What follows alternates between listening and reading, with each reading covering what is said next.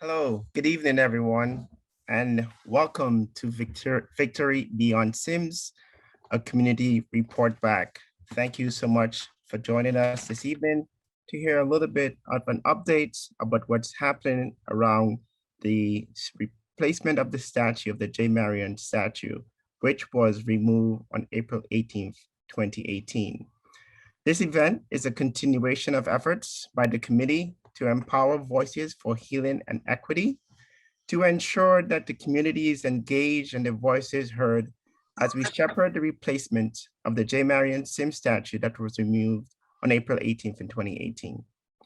There are many people to thank for bringing this evening event activities together, and we'll be doing that very shortly. But before we get started, I would like to take this opportunity to acknowledge a few things. One, that the land that we are upon, which we gather, is part of the traditional territory of the Lenni Lenape, called the Lenape-Hoking. The Lenape people lived in harmony with one another upon this territory for thousands of years, and we recognize that.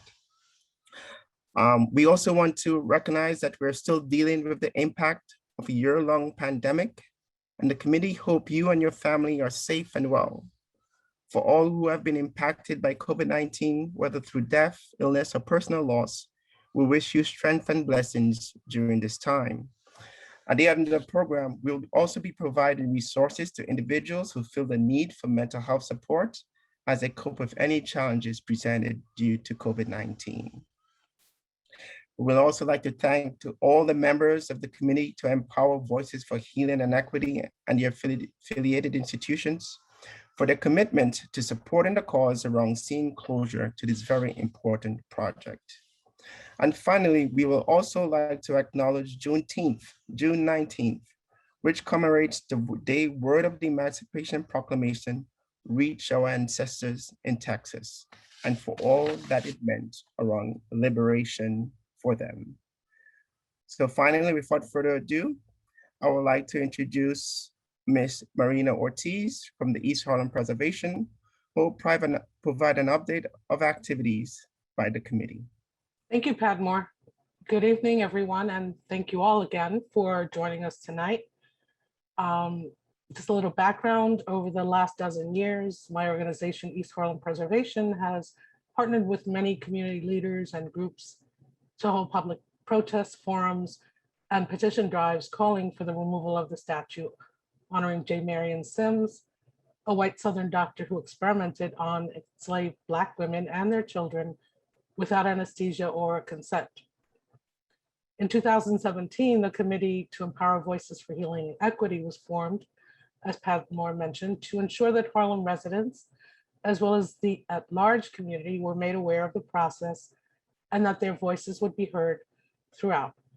Active members of the steering committee include East Harlem Preservation, Community Board 11, Manhattan Borough President Gail Brewer, Council Member INEZ Barron, Council Member Diana Ayala, Council Member Helen Rosenthal, District Leader Cordell Clear, the Harlem Birth Action Committee, the New York Academy of Medicine, the Museum of the City of New York, El Museo del Barrio, and Black Youth Project 100 NYC. Mayor de Blasio then announced the formation of an advisory commission to counsel him on controversial public art and historic monuments on city-owned property, and that was September 2017. Finally, on April 16, 2018, the New York City Design Commission voted unanimously to remove the Sims statue, which was promptly taken down the next day. Presentations for a replacement monument were then made on October 5th, 2019 at the Museum of the City of New York. Sculptorist Vinnie Bagwell was the only artist in attendance. And after some community pushback regarding the decision-making process, Ms. Bagwell was ultimately appointed to design the replacement.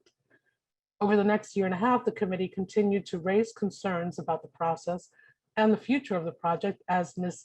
Bagwell had by then expected to contract with the City of New York to complete the new installation. And the activities that we did to garner more attention and put pressure included testimonies at New York City Council meetings and an all-female drumming processional through Harlem to honor our ancestors. Most recently, I presented an appeal for renewed support to several Community Board 11 committees, and we anticipate that a resolution will be approved by the board's executive committee tomorrow evening. And now we'll hear a quick drum intro from Adanna Alexander, a drummer and percussionist and member of the Healing Drum Collective. She will be followed by Indigo, who will offer libations. She's also a drummer and percussionist and the founder of the Healing Drum Collective. Indigo happens to be a member of our committee in her role as a legislative director and CUNY liaison for the office of Councilmember INEZ BARRON.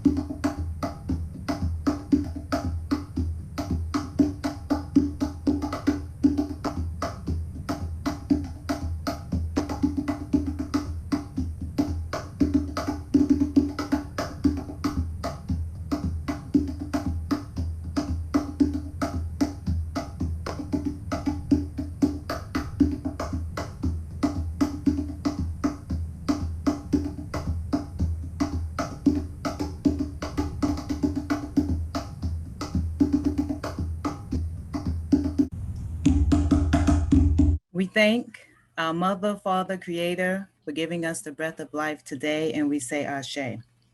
We thank our Mother, Father, Creator for giving us the basic essentials that sustain our lives: air, fire, earth, water, and we say Ashe.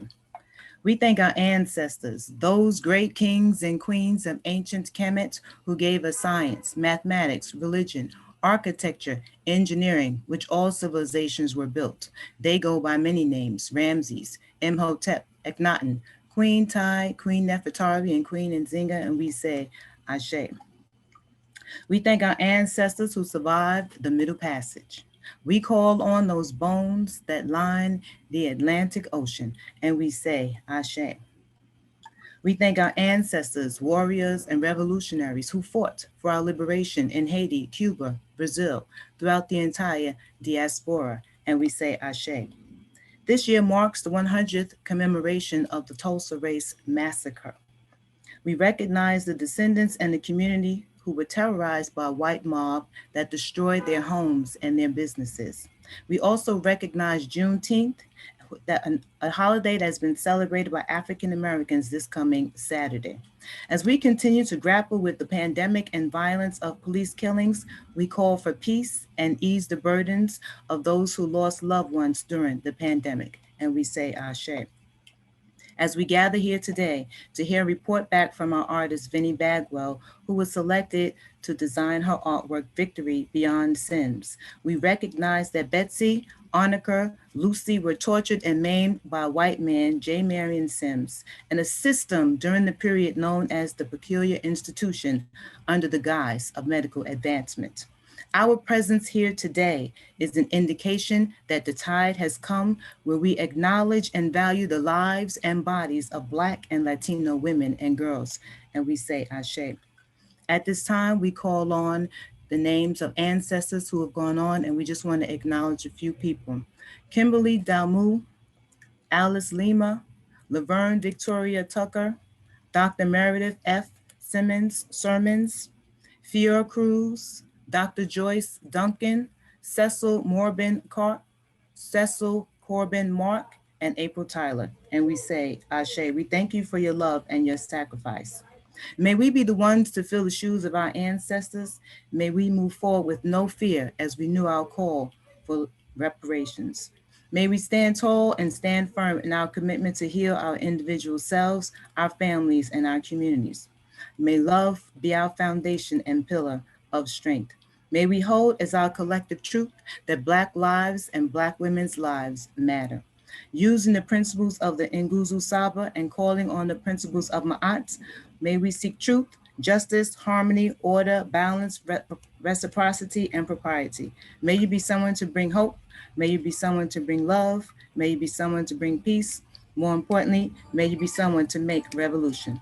So let it be written, so let it be done. Ashe O Bara, Ashe O Bara, Ashe O Bara. And we'd like to just take a moment to acknowledge Mama Nonkululeko, who became an ancestor earlier this year. She was a midwife, and matter of fact, a traveling midwife. She delivered over 1,000 babies over the span of her career. She developed a long-lasting relationships with those children and families. She was an activist and believed in empowering expectant parents with information to avoid unnecessary C-sections, and she held an annual conference every year. She advocated for more birth centers at area hospitals and challenged any obstacles and negative stigmas that was stated that tarnished midwives. She called for opening doors for expectant parents to seek out doctors instead of midwives. And City Council actually just passed legislation Intro 2042, sponsored by Councilmember Vanessa Gibson, which will actually list midwives online. She joined in the fight to remove the J. Marion Sims statue and advocated for a stamp to be made in honor of midwives. Her last project, including the Kitchen Talk, where she brought young mothers together in a safe space to help give them support around being entrepreneurs in their businesses. We say thank you, Mama Nonkululeko. Job well done. Ashe. Thank you, Indigo. That was very powerful. And we know that there have been many who have had some losses over the past year. We understand that this has been very trying and terrible times. And with that being said, I would like to ask Ms. Donna CASTELBLANCO to provide us some amount of comfort over the 5-minute period where she leads us in a little bit of meditation. Thank you. As PADMORE said, my name is Donna CASTELBLANCO. I invite you now for the next 5 minutes to join me in a brief meditation or body-centered practice. These 5 minutes together has been inspired by My Grandmother's Hands by Resma Menakem. If you aren't already, I invite you to find a posture that works for you. Maybe that's standing, maybe that's sitting. Inviting you to perhaps close your eyes or look away from the computer screen.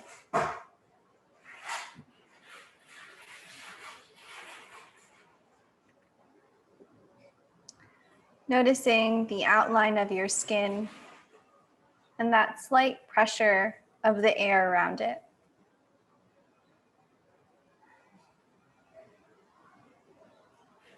Maybe experiencing that firmer pressure of the chair beneath you, or the bed, or the couch. If your feet are touching the floor, noticing that connection between your body and the ground.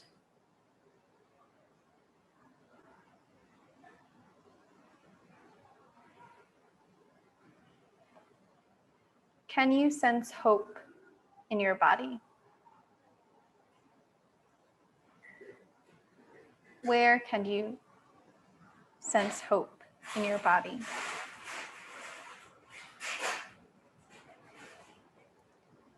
How does your body experience that hope?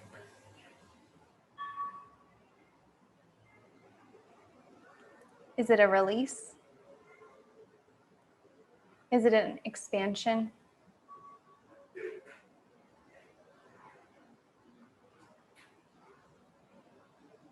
Is there a tightness of eagerness or anticipation?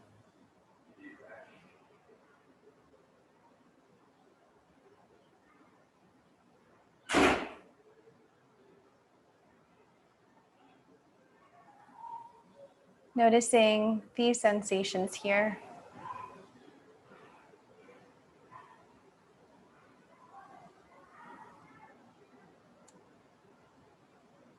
And together, we'll end this brief meditation with 3 communal breaths. Inviting this first breath to honor your whole self. When you're ready, inhaling deeply and exhale. The next breath is for our family, friends, neighbors, all of the folks that come to mind in these next few moments, imagining them all here together with us. We honor them by inhaling and exhale. The last breath is for everyone around the world, people that we know and we don't know, folks that have passed on and become our ancestors, folks that live across the street from us, folks that live in a whole different country.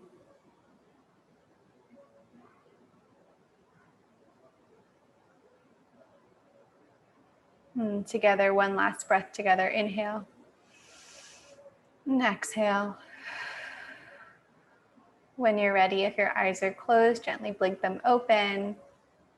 If your eyes were looking away from the screen, inviting you to come back. Thank you. Thank you very much, Donna.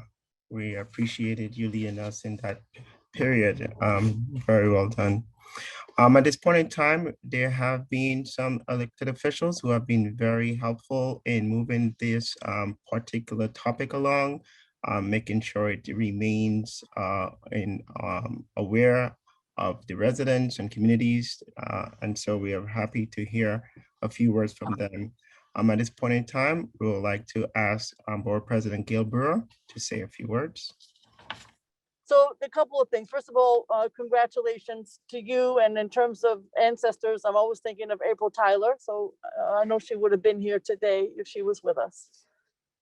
I'm gonna mention 3 places where I hope I can be helpful per your instructions. I know you were wanting to know examples of how does one get through some of the hurdles that the city understandably puts forward. And the one that we did recently was with the suffragettes, Sojourner Truth and Susan B. Anthony and Elizabeth Cady Stanton. Now, there wasn't anything there.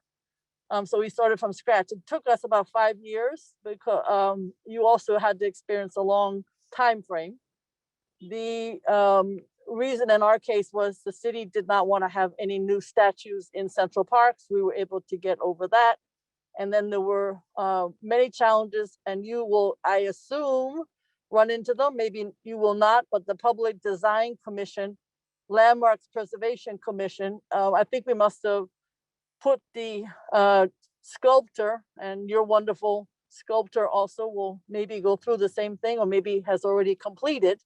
We had to go through, I don't know, it seemed like 4 or 5 different designs before it was accepted, first by Landmarks Preservation Commission and then by the Public Design Commission. They're very different in what they're looking for. So that's one note of caution.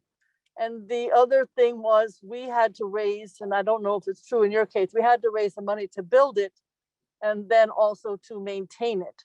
And then the third aspect, again, this is more the future as opposed to current, is to make the statue monument an educational item. And I know that's what you're doing also, but what we did there, and I think also what the Exonerated 5 is thinking of, is to find ways. We used a QR on the statue and then have curriculum for the schools.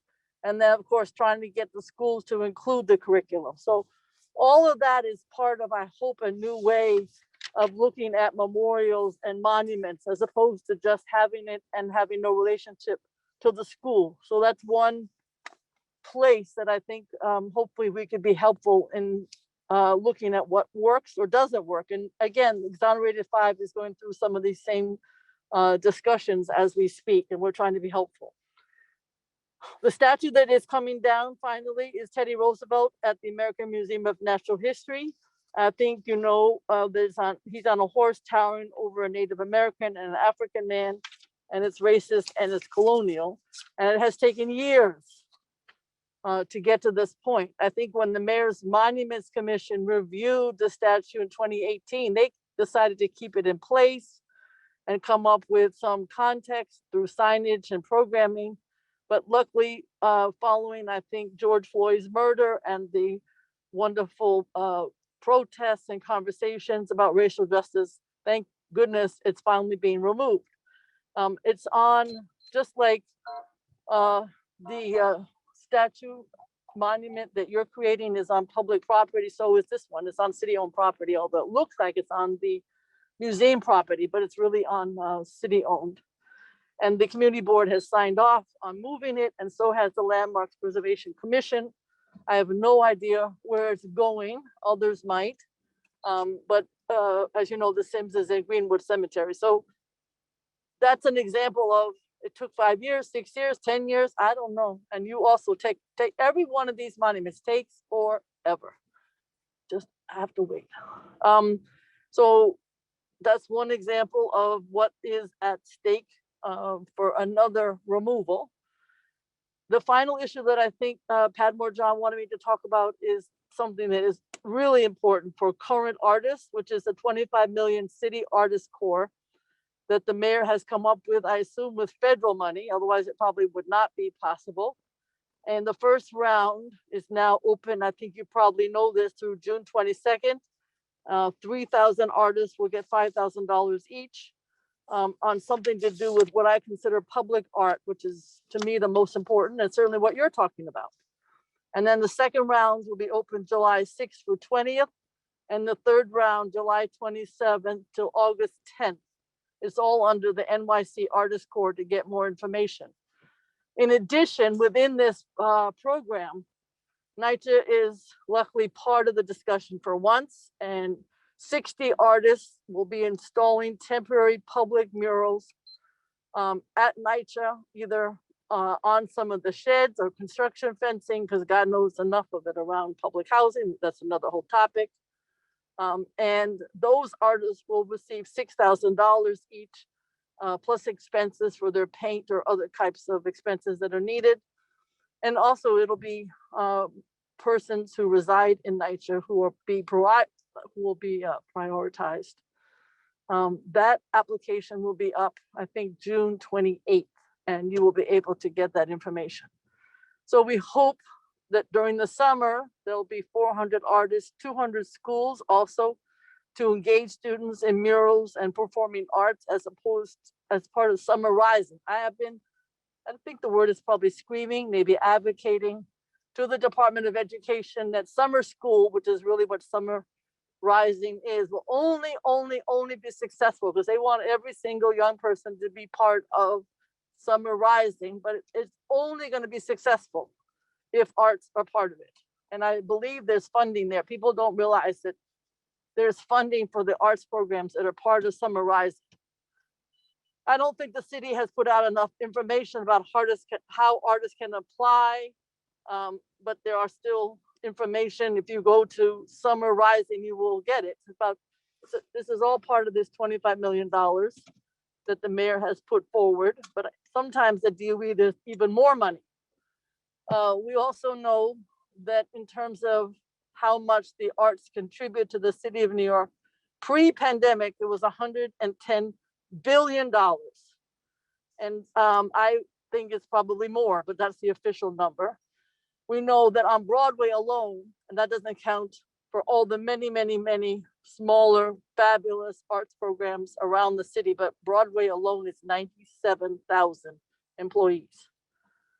So the 4,000 artist core positions, it's not the 97,000, or it's not the 130,000 art and cultural workers. That's a general number in the city, but at least it's a beginning. I would like to see much more sort of WPA type of programs that existed in the past, exist in the city of New York, but 4,000 is the beginning. I know that during the pandemic, the worst time, to the credit of the governor, all the borough presidents, labor, those in the business sector, private business people, etc. We all met once a week, and then even before that, once a day, to talk about whether the city was or wasn't going to survive almost at some point. the labor unions, to their credit, this is of interest to you, if anybody who's in the arts, were most concerned, you would think correctly that they would be concerned about, you know, DC 37 or the 32 BJ, etc. The labor leaders were most concerned about the arts and the workers who were not working because of the arts, because anybody in the arts had absolutely no income. So it was 2 out of 3 cultural workers in the city lost their jobs. It was the largest employment decline among any of the city's economic sectors. People don't realize that. They think of it differently, but these were the persons who were hurt the most. And this sector has been the slowest industry to recover in our city. You can think, as we speak today, some of the indoor venues are returning, but very slowly. And obviously there are city and federal initiatives to help fill the gap. But artists and cultural workers are still struggling. So this program that I talked about, it's helping for performing artists. Also the Open Streets program that can charge admission helps. And obviously the small venues operators grant known as Save Our Stages, that helps, although there was a big problem with the, no surprise, the technology to get people to sign on. Sounds familiar. All the problems we had with vaccines and unemployment. Don't get me started about technology. But it's less than 10% of the cultural sector will ever get some of this Save Our Stages money. I feel strongly, and I think you do, that the work that you're doing, where you partner with schools and you're a small nonprofit arts group, and you provide access to cultural content for New Yorkers who don't necessarily get to see the arts, particularly the live arts.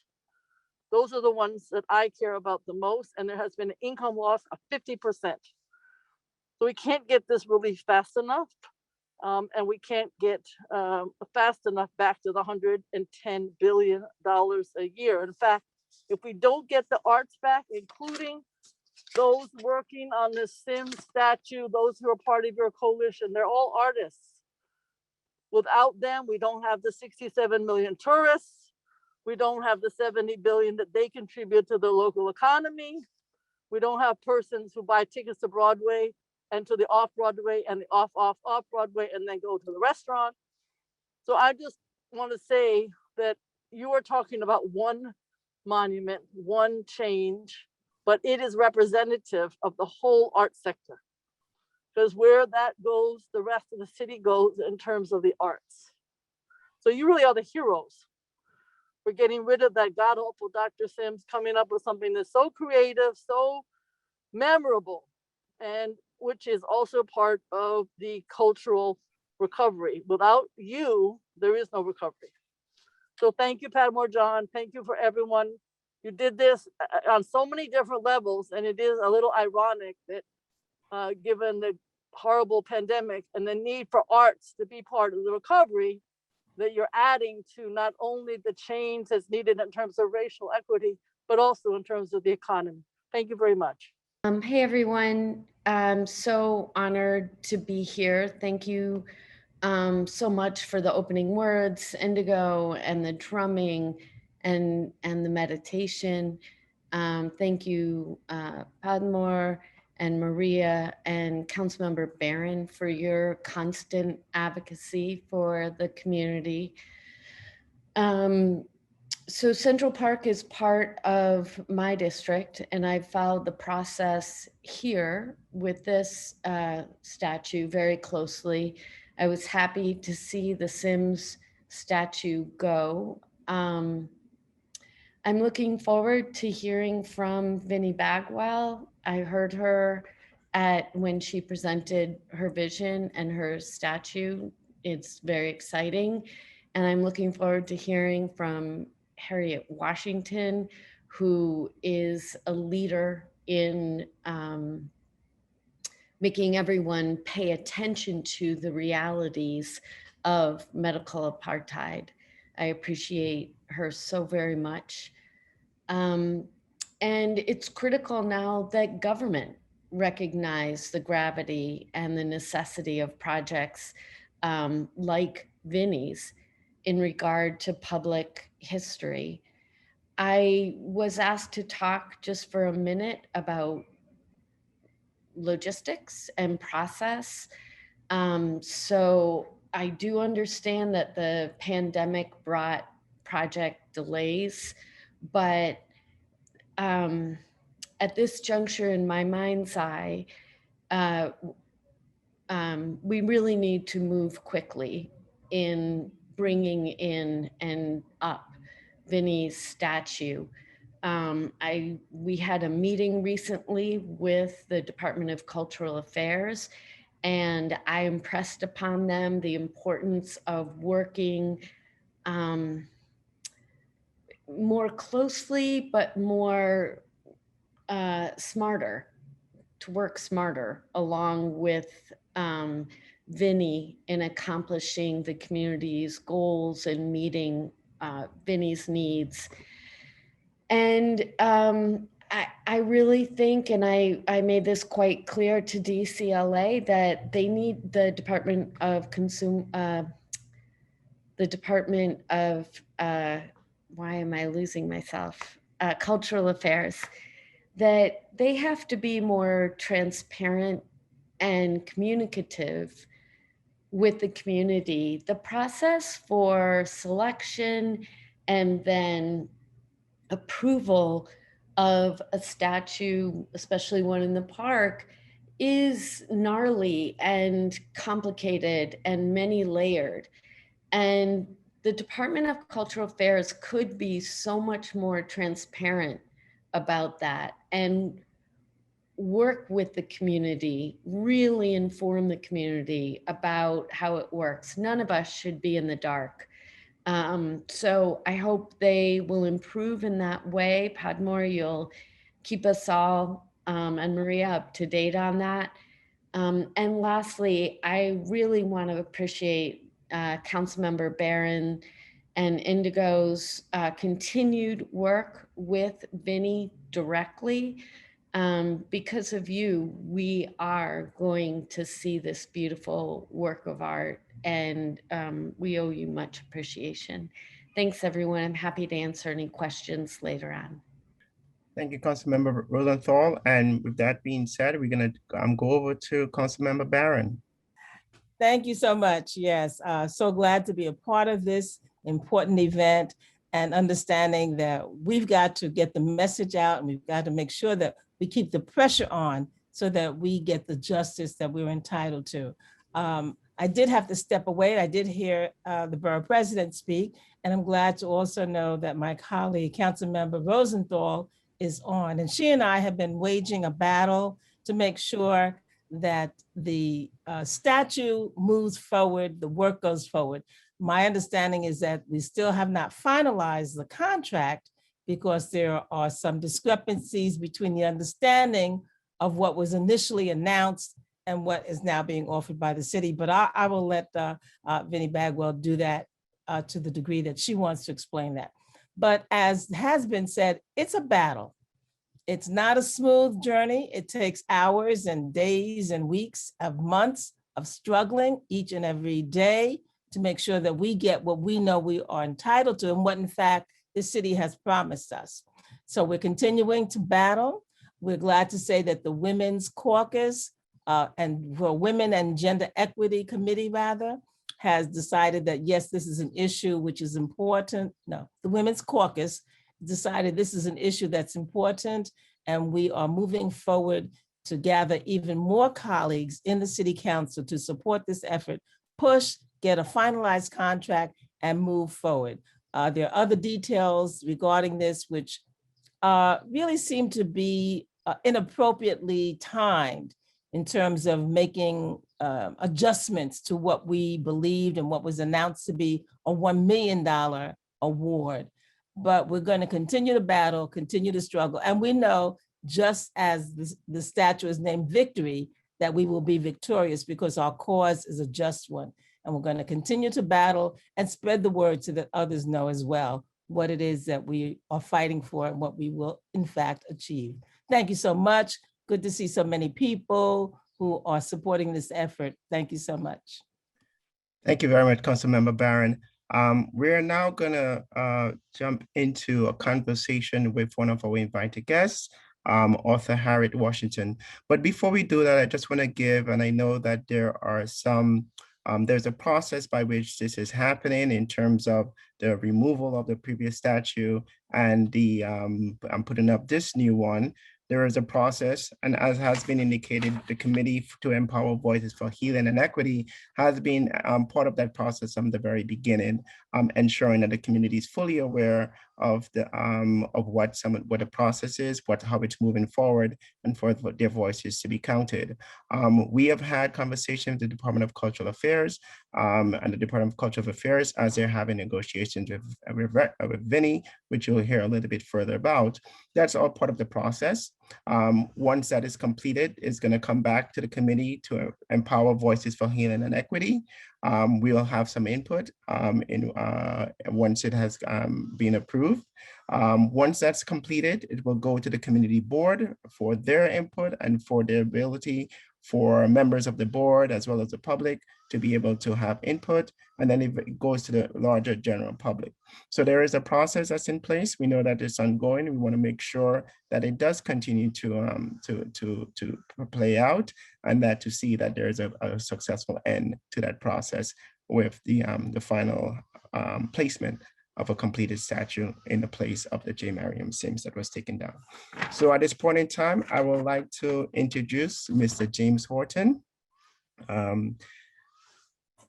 from the Museum of the City of New York. Thank you so much, James, for joining us. And I will turn it over to you. Thank you so much, PADMORE, and thank you all so much for being here this evening.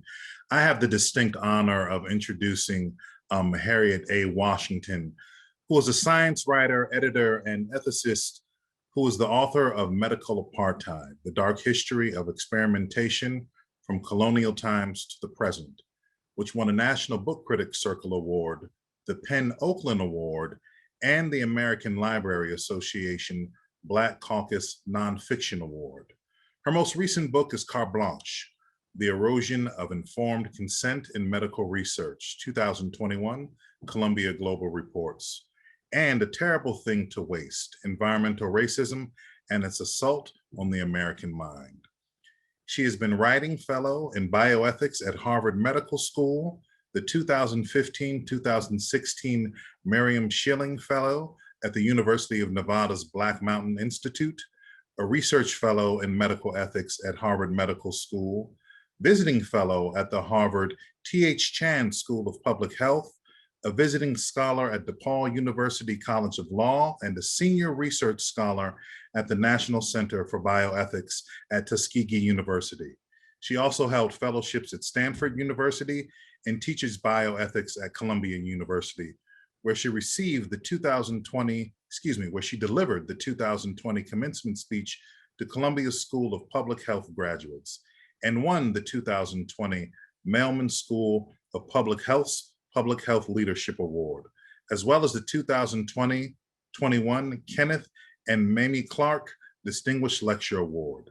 In 2016, she was elected a fellow of the New York Academy of Medicine. Her work helped provide the basis for the AMA apology to the nation's Black physicians in 2008 and led to the banishment of the James Marion Sims statue from Central Park in 2018. A film buff and lover of Baroque music, Ms. Washington has also worked as manager of a poison control center, classical music announcer for public radio station WXSI FM in Rochester, New York, and she curates a medical film series, She is the Truth. It is my honor to introduce Ms. Harriet A. Washington. Welcome, Ms. Washington. Thank you, and thank you for that very generous introduction. I'm very eager to talk with you about some of the issues engendered by the fate of Sims statue and the victory beyond. But first, I have a few little points I want to share. I'll be brief, but I have a few slides and a few main points I want to make about the issues that we're facing in terms of the future of statuary. Okay, I've been thinking about the issue for a very long time of artistic representations and what they mean, not only socially, but also what they mean in terms of ethics, which has to be predicated on facts. And facts about African Americans are sometimes hard to find, buried under towering mountains of lies, non-facts. That's exactly what we confronted here with the James Marion Sims statue. Even though it's gone, we still encounter many people defending it, lamenting it, and making less than credible arguments for maintaining this kind of statuary, as well as questioning the type of statuary with which we have chosen to replace it. I want to just address very briefly a few of these points. You know, the statue of Dr. Sims, which I'm very happy is now an empty plinth. We have to remember that Dr. Sims was not only someone who abused women, he also abused children, he also abused men, and he did it with a mask of benevolence on it. He did it by posing as someone who was catering to their health, when in reality, he was appropriating their bodies, injuring them, and using them for the good, not of themselves, but of future patients, white patients, patients that he valued. So it's really important to understand that he created the acceptability, the touted acceptability of his work by maligning African Americans, blaming them for their own illnesses. And that's something that he had in common with American physicians. I'm sure we're going to talk about that more, but it's really important to understand that by providing this flawed view of African Americans, he actually helped to justify his own abuses. And I also want to point out that the debates over the statuary here are very specious. A lot of arguments don't hold water. But I wrote a piece for Nature in which I talked about these, but I also asked, why on earth are we glorifying perpetuators of violence? Why are we glorifying perpetuators of abuse? I go to Germany at least once a year. I lived there as a child. I go there to visit friends and family. And one thing you in Germany you will not find are statues to Hitler and Goebbels. In Germany, instead, you find memorials to people who were killed in the Holocaust. Despite their equally racist history, Germans have learned to honor the victims and not the perpetrators.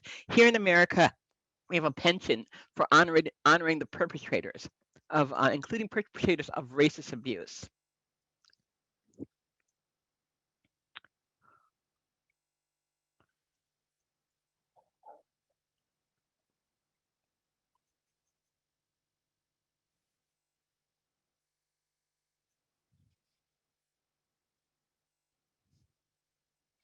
I confess I just wanted to share that moment with you.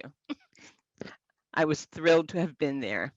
And in the piece I wrote for Nature, I talk about the fact that when people bewail the absence of these statues, the toppling of these statues, they often evoke this faux claim that you are trying to change history. You're trying to pervert history, and you are destroying these statues that are historical, monuments, but they're not. These are not historical documents. If you want to learn history, read a book. You're not going to learn history from a statue. The statue had not only the one in Central Park, but the statues in Paris, the statues in South Carolina, they all had inscriptions that were lies, implying that the women were there voluntarily, implying that the women were being helped by, implying that the women had actually given their consent. All of these things are lies. These are not historical documents. These are actually, I think of them as commodification of biopower, is racial biopower. A very good article in The Atlantic pointed out that, like the Confederate statues, these kind of statues were erected not around the time of historical events that they commemorate. This statue was not erected during the time Sims lived. They erected during times of African American achievement and victory. You saw a huge, sprouting these statues at the time when Plessy versus Ferguson, when the NAACP was founded. In the case of this statue, they were heightened around the time of revolts against racism. So they actually are reminders to a community of who was actually in charge when that community has shown evidence of bucking abuse and bucking domination. And so, and not only the statues, but the arguments used to defend them use language that is frankly engineered to distort the truth. And I think we'll get into that more in the Q&A.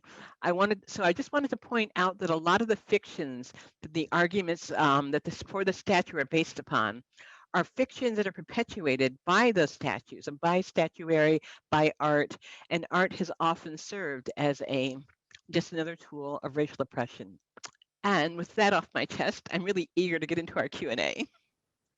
Thank you so much for that, Ms. Washington. One of the comments in the chat, and I second that, just seeing that the statue driven off, it is a moment. It is a good moment, and I appreciate you for letting that sit in silence with us. So the first question I have to start us off, you spoke a little bit about this, but I would love to hear a little more about what motivated you or inspired you to include J. Marion Sims' statue in your book, Medical Apartheid. Oh, yes, that's interesting. Malcolm X once warned that one shouldn't be too arrogant when you become woke and learn more about history, because there was a time when you didn't know what the person that you're correcting knew. And there was a time when I did not know who James Marion Sims was. In fact, from my studies at Harvard and elsewhere, I learned that he was a great benefactor of women, one of the first women's doctors, the father of American gynecology. I heard all these wonderful things, and I believed what I had been told, that he was, quote unquote, treating empress and slave alike. And I thought to myself, this is great. I'm writing this catalog of medical abuse of African Americans. It'll be good to have at least one person in it who is epitomizing beneficence, who's treating African Americans well and with respect. Imagine my shock when I read Dr. Sims' own writing and learned that everything I'd learned about him was a lie. He was not a benefactor. You know, he had not gotten these women's permission. These women were not patients, but they were subjects locked in a laboratory. So when I learned that, it completely changed how I was going to treat him in the book, because I realized not only was the beneficence I had been told about him a lie, but also that he epitomized the sins of early American medicine, in that he epitomized the American physician who turned one face toward whites, another face toward blacks. For many white women, he was a benefactor. But for African American women, they saw a completely different person, completely different doctor. And that was not true of many of the doctors I write about. Many of the doctors I write about, had you only talked to their white patients, you would have learned very different, very beneficent things about them. But African Americans saw their true faces. So that's why he had to be a very important personage in this book, because he's a very important personage in the historical abuse of African Americans in the medical system. Thank you so much for that. You know, the next question I have is, and you again, you spoke a little bit about this, but I would love to hear more and sort of your very candid thoughts. What is your response to critics who claim there is no need to remove these statues, and in that same breath will turn around and denounce the movement for Black lives? This has to do with the portrayal as opposed to the reality of people's behavior. People who portray Dr. Sims as a beneficent force, as a beneficial man, as a father of American gynecology, these people are able to, with a straight face, say, we can't simply tear down a statue and forget all the good that he did, you know. These same people will look at Black Lives Matter and pathologize and demonize people who are simply saying, stop murdering us with impunity in the streets. That somehow is problematic, and yet the savage abuse of African-American women in the medical arena is not. It reflects their values, and their values are perverse, but it also reflects their misunderstanding of history. And in this, we have a wide responsibility, because what's happened here is that the canon of American history of medicine has been carefully curated to present physicians in only a positive light. It's been carefully curated to align the experience of African Americans. You know, I do a lot of reading in the history of medicine. And I read books in which there is no mention of the many, many ways in which African Americans have been abused, subjected, had their bodies and tissues appropriated. That's all, it's silent on that. And so it's really not surprising that people don't know it. And it's really not surprising that when you point it out, people are quick to question you because they haven't heard it before. So these people are not only misinformed, they also have misplaced values. Black Lives Matter is demonized simply for trying to survive. You know, this group is not, as it's often portrayed, having negative designs on white people. It's not a violent group. It's none of those things, but it is refusing to be silently killed. And that's really important because very often for a large part of our history, to even speak out and protest and complain and refuse to be killed, that could be grounds for death there. I mean, so, and one of the reasons is demonizing African Americans who have the temerity to say, my life has value, you know, my opinions, my intellect, my dreams, they have value too, and I'm going to fight for them. So people who are resistant to that demonize Black Lives Matter when instead they should be demonizing abusive medical actors like Sims. It's That's right. unfortunate. That's right.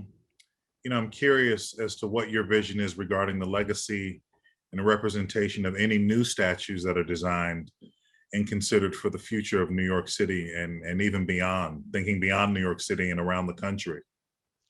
I'm so glad you phrased it that way, because originally when people were polled asking their vision for the statue, I had a vision that's very different from the current vision, but I have to begin by saying my vision doesn't matter.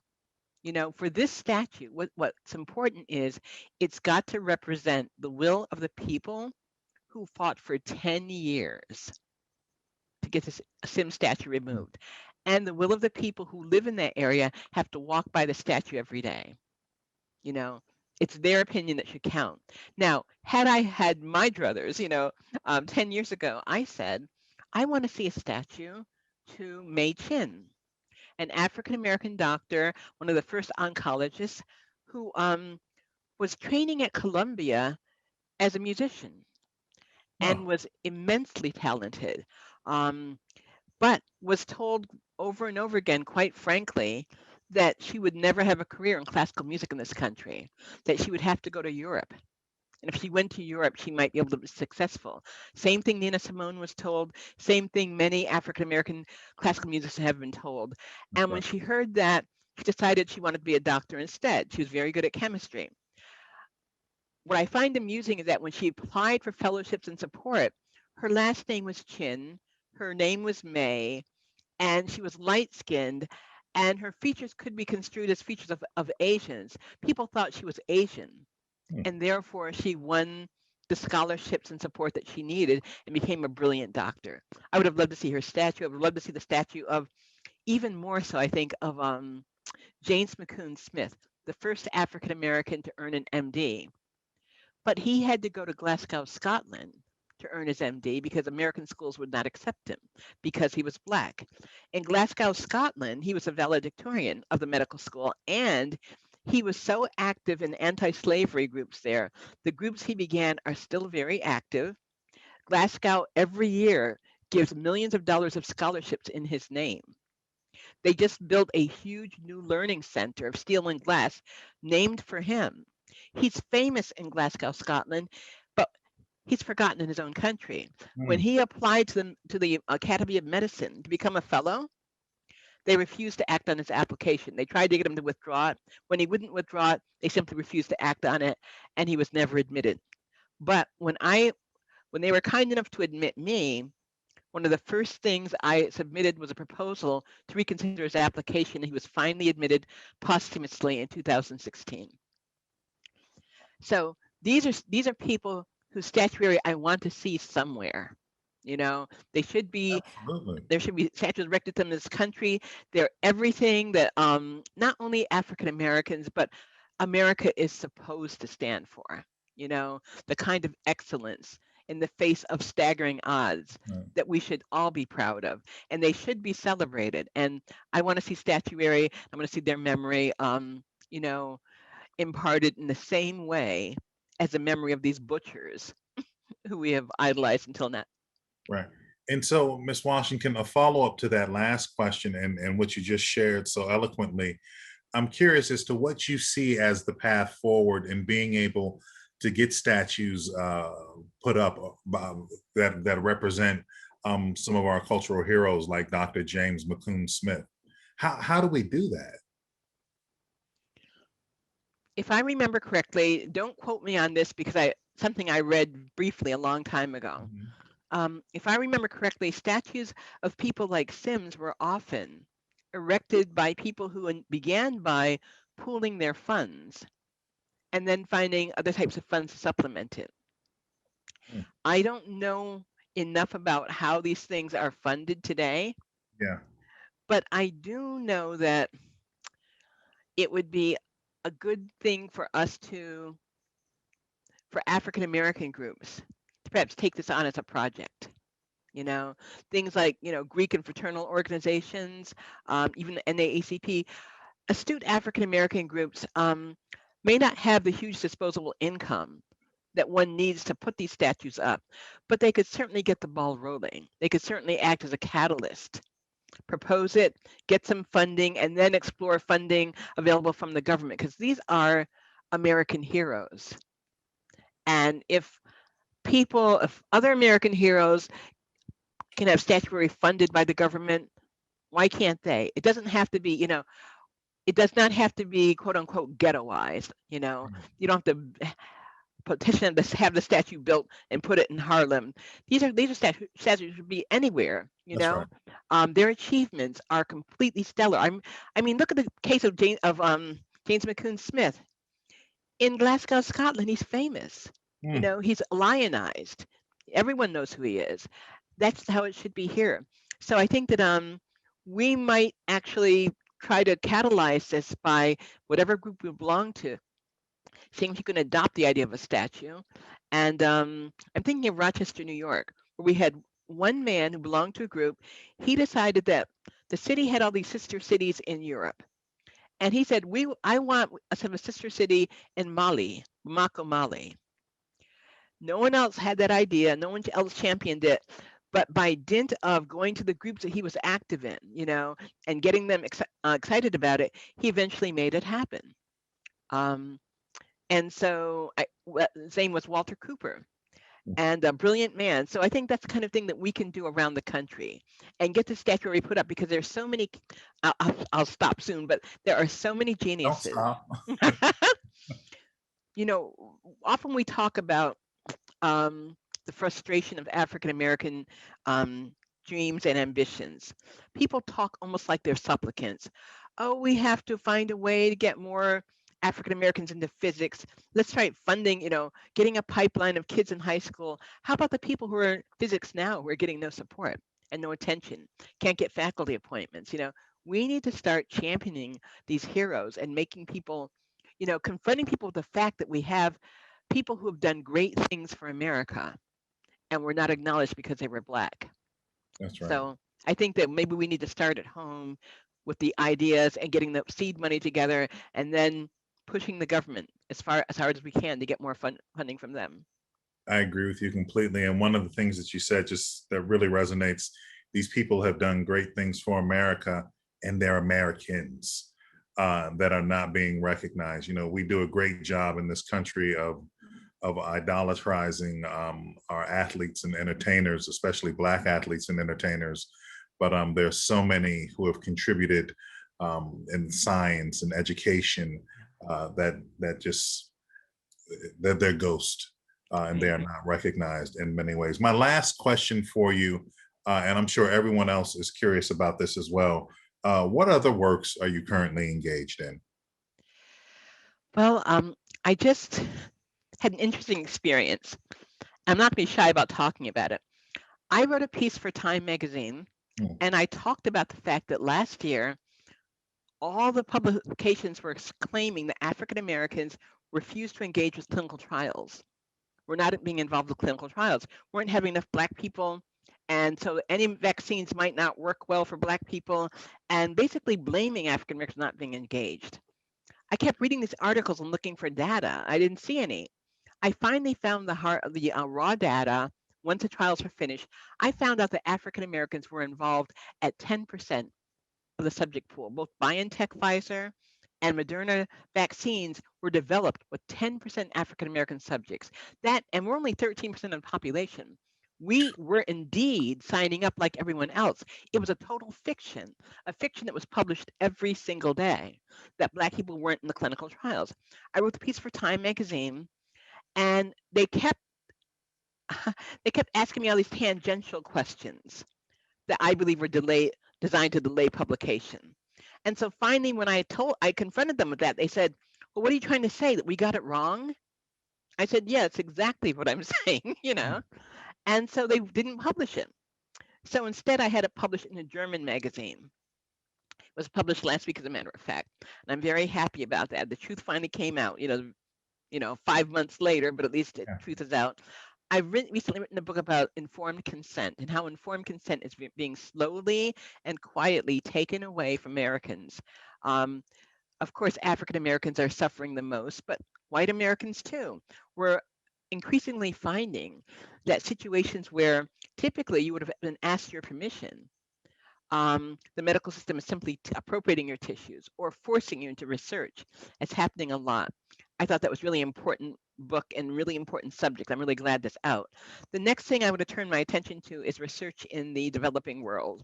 I've been very disturbed about trends, and a lot of them exacerbated during COVID-19 trials, but have been a problem for a very long time. We've had many, many research studies in Africa, Thailand, Brazil, where two groups of things have been happening.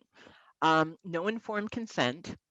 Subjects were lied to, being told they were getting treatment. Really, they're being experimental subjects. And then once a drug is perfected, it's not available to them. It's priced out of range of the people who tested the drug. So, and yet, what's the dialogue around this? The dialogue around this is, well, we know people in Africa want the drug for Ebola, but we can't afford to give drugs free to the whole world, I'm thinking that's the wrong economics. They developed this drug. We owe them, we're looking at it wrong. So I'm writing about, testing of drugs in the developing world and access to medications. And that's pretty much taking a lot of my time. The other thing I'm doing are some interesting, well, to me, very interesting works around semantics in medicine. I studied literature as an undergraduate, and so I'm finding the language of science and language of medical research in particular is very interesting. It's being twisted and shaped, basically deformed in a way to allow increasingly the abuse of subjects and to allow the withdrawal of people's rights. And it's very often, again, happening with African Americans. For example, if one points out, as I often do, that there are racial disparities in drug studies and racial ethnic violations in drug studies, the response is often, oh yeah, well, we know that there have been a lot of past abuses. I didn't say anything about the past. You're not, and you haven't proven it's confined to the past. I'm talking about current events. So that kind of thing happens a great deal, and I think people are not insufficiently aware of how much language is shaping the way they understand medical events. Absolutely. Well, Ms. Washington, that was our time. I can do this all night, but I want to be mindful of our other guests. Thank you so much. Thank you for your work, for your writing, and raising these issues and being a champion for Black people in the medical world. Really appreciate your work. And I would like to, any final thoughts from you, Ms. Washington, before I turn things over to our next? Yes, thank you for your excellent questions. It's been a pleasure. Thank you. PADMORE, I'm turning things back over to you. Yes, thank you, James. Greatly appreciated. And thank you, Ms. Washington. Those words were profound. The points you made will linger with us for quite some time. Thank you. At this point in time, we want to take a brief break, a wellness break. We understand we've been sitting for quite a while. And so I'm going to ask back Donna to lead us in that break. So you can join me in a few movements, or you can take this time to get up and move around. I'm going to stay seated, but inviting you to reach your arms up, maybe circles with your wrists. Move my hands down, maybe bring your arms out. Perhaps inviting breath, so inhaling as you bring your arms down and exhaling as you bring your arms up.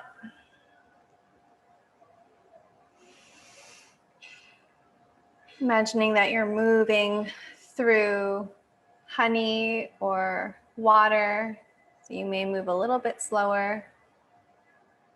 Perhaps you can continue with the same motion of lifting your arms up and down, or maybe lifting your arms up and then twisting, so one arm or one hand on the opposite knee, and then going for gentle twists.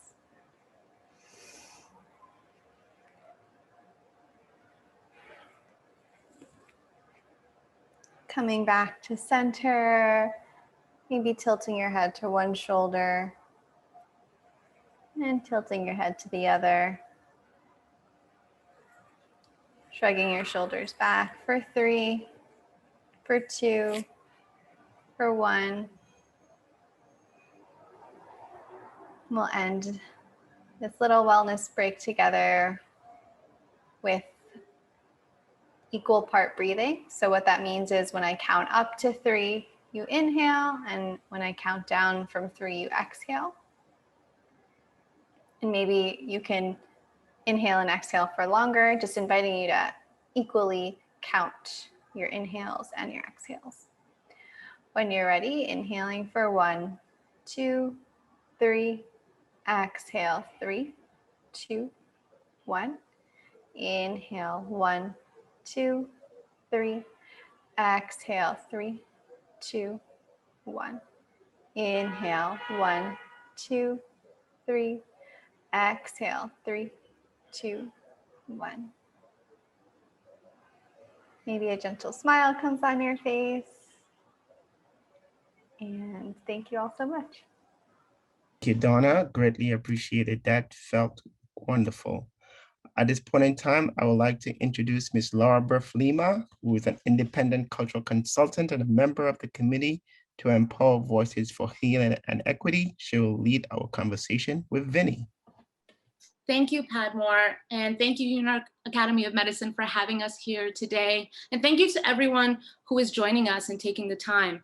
I am now really honored and have the pleasure of introducing Vinnie Bagwell, who we have all been waiting for to hear from this evening. So I'll give you a little information about Vinnie, and then she will give a presentation. We'll have a couple of minutes for Q&A, and then Marina Ortiz will come back to do a general conversation with all of the panelists. So if you have any questions, please go ahead and leave them in the chat. We really want to hear from you and answer any of your questions today.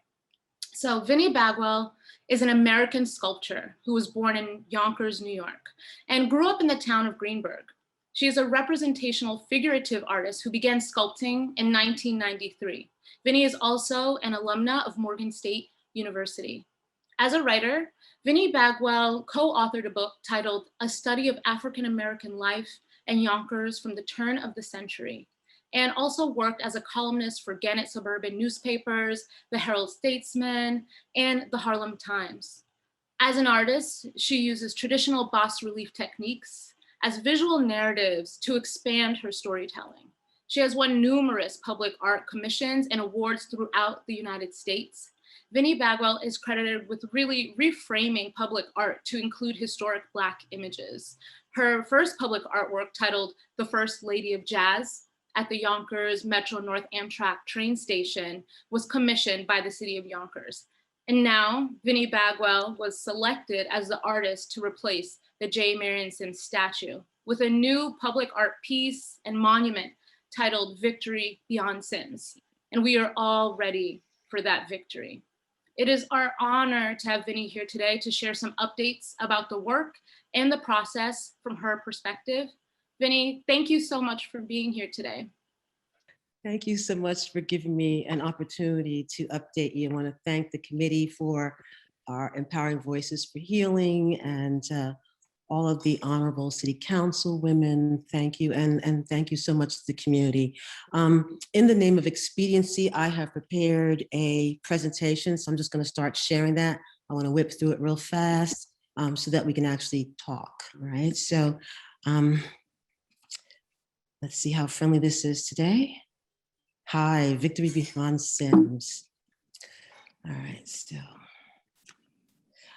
so I was also preempted with a bunch of questions. And so the first question is, what motivated, inspired you to respond to the call and apply to design and artwork to replace the J. Marion Sims statue? And so, I think it's important for people to know that, I've been sculpting for more than 25 years. And I've always looked for calls for public art that balance the American narrative. In my own hometown, I live in Yonkers, New York, which is just above the Bronx, which is not upstate. I noticed that there was a lack of diversity. We only had dead presidents and war heroes. So I proposed my first public art project, which was the First Lady of Jazz, Ella Fitzgerald, in 1995. And it became the first sculpture of a contemporary African-American woman to be commissioned by a municipality in the United States. As a matter of fact, it was amazing because it was the cultural affairs director at that time who called me to tell me that, which I found astounding. I'm like, really, are you kidding me? And so, this is not being friendly. And so, my goal is to create what I call eye-consuming destinations about the critical roles that enslaved Africans and African Americans play in history. This is my passion and my purpose as an artist. This is Frederick Douglass Circle. It was originally designed for the northwest corner of Central Park. I was a finalist for that in 2004. And so as a Black woman, I'm also very aware of the cultural disparities, in the public art arena itself. There are very, very few, you can count on one hand, African-American representational figurative artists in the public art arena. And anytime I see an opportunity to represent people of color, I want to do it with dignity. I want to make sure that we are represented with the beauty and the honesty and the truth of who we really are. And so, I feel a sense of responsibility to rise to the occasion. So I apply. I am constantly looking for calls. I'm constantly throwing things on the wall, hoping to win. And so, this is what I do to make a living. This is Sojourner Truth up at Poughkeepsie Highland at the Walkway over the Hudson. And so before cultural equity and racial equity and reparations and all these ideas and buzzwords were trend, I was creating site-specific public art initiatives to represent Black women, enslaved Africans, and marginalized Africans. In 2009, 2010, I went to the city of Yonkers and I asked them to create a major public art installation to honor enslaved Africans, because most people don't realize, this is the design, most people don't realize that there was slavery in the North. New York was doing what New York does. We were financing slavery, the ships, we were ensuring the ships were doing all kinds of things because this was an economic development endeavor. And so, my goal is to humanize the memory of enslaved Africans in America. So, again, it's about the whole idea that slavery existed in the North. As a matter of fact, here in Yonkers, Frederick Phillips was the first person to bring enslaved Africans to this area, in the late 1600s. This man made 10 trips. And, New Yorkers had slavery. And so, also too, I'm working on a burial ground in Montgomery. And again, it's about making people aware that, there are African burial grounds all over the place. Some people know where they are, a lot of people don't. But just because you don't know doesn't mean that you shouldn't recognize them. This is a design that BCT Design, who is my architect for Victory, did for Montgomery. And they'll talk to you later when we talk about our project. And so, again, in Connecticut, I created the first public artwork of a contemporary African-American in the state of Connecticut. This is in 2019. And so there's a tremendous disparity all over the place, for a lack of representation of African-Americans, enslaved African-Americans' contribution to American history. I think the other important thing about this project, talking about victory, is I believe in civic engagement. It's the keystone to my practice. This is my studio. Before pandemic, I had parties like this all the time, inviting the community in because I think they should be part of the process from start to finish because it's public art. And so I have workshops in my studio. And again, I intend to do this with Victory as well, to invite children and high school students and students into the studio because it's an opportunity to talk about civility and tolerance, and again, to talk about racial equity. What is racial equity and what does it look like when you're talking about art and public places? And so I think it's important to bring the community fully into the creative process. So in this particular instance, the fact that the community overturned a decision is phenomenal because I'm like, why would you ignore a community? So hi, that's the answer to question number one, mostly. This is Bryce Turner. Bryce Turner is my partner. When I applied for this, we applied as partners. He is a tremendous architect, owns a mid-sized firm in Baltimore. And so, I went to Bryce and I said, you have to come in with me on this because I believe that we can win this if we work it together. And so his senior landscape architect is Dan Dunstan. Dan, are you on? Dan was supposed to talk with me. There you go. All right, so Dan, those of you who were at the Museum of Northwood when we made a presentation, Dan came up from Baltimore to present with me. Dan, I'm just gonna run through some images about BCT design and you can just talk about what you guys do and then we'll go into Victory. Next question, okay? Okay, sounds good. Mm-hmm. Well, we do residential, retail, interior, landscape, and large planning. And our design is from a local basis and also all throughout the world. Like currently we're working on a mall in Baku. We've just wrapped up a mall in Baghdad. And apart from that, and then we do a lot of retail and residential here in Baltimore. And so I know Bryce, and I mean, I've known Dan for like 15 years, 10 years, a little bit over 10 years. I've known Bryce for 15 years, and they're very well versed in the cultural and commercial amenities that accentuate public places. These guys rock the house. Normally they don't do public art, but they are passionate about pedestrian-oriented public places. And so, I love them because they get my oeuvre. I don't have to keep going back to the drawing board. I talked to Dan one good time about what I love, what I want. By now he knows me. And so together we design truly memorable places and where inspiration and innovation converge. And the idea is to create dramatic and exciting places. This is the site plan for Doc Hurley up in Hartford. And so I'm a storyteller and a responsible creative steward of our nation's memory, and elevating the culture of marginalized people is like reparations to me. It's like, while I'm waiting for my check in the mail, you could give me a commission to help people understand what Black people have been through in this country, how we have contributed, and how we've been marginalized. So Victory was a no-brainer. When I saw the call for that, I'm like, that's mine. I'm definitely gonna win that. I'm going for that. There was no question about it. And so I use bas-relief techniques in a non-traditional way. Again, a lot of people are like, oh, it's really hard. It's like, well, it works for me. And so my narratives expand storytelling to inform the viewer. It's like when you see my work, I'm calling myself creating visual intrigue. I'm making you look because the details matter. And so ultimately we asked for a 30 by 30 footprint to transform the perception of place. The first time when Kendall Henry called me and told me I was a finalist, that was the first question I asked. Can we have a footprint? I want to create a place, a sanctuary. When people enter this realm, I want them to know that they're encountering something that they're supposed to know about, that they're supposed to remember and share. And so that was the purpose of doing it that way. So Dan came up from Baltimore and he told me what was in a 5-mile radius. So it's like, okay, so our inspirations were the Conservancy Gardens, the Vanderbilt gate. I was like, oh, I love wrought iron, you know? And so, of course, across the street is New York Academy of Medicine. And so I looked into the Hippocratic Oath and, you know, all the things that go into being a doctor. And there's actually a clause in that oath that says, do no harm. There's another clause in there that says, do no harm to women and children. So, you know, the big thing about J. Marion Sims is that he broke the oath. And then, of course, the Museum of New York City, you know, I'm sitting there trying to figure out how to tie all these things together. And, you know, sometimes like when I'm writing, I start in the middle. So I said, well, I'll just name it first. So I said, well, I guess they want to keep that Beyond Sims thing. Well, maybe I could put something in front of it. We could just kind of abbreviate it. And I was like, you know, these people have fought for 10 years. This is why they freaked out.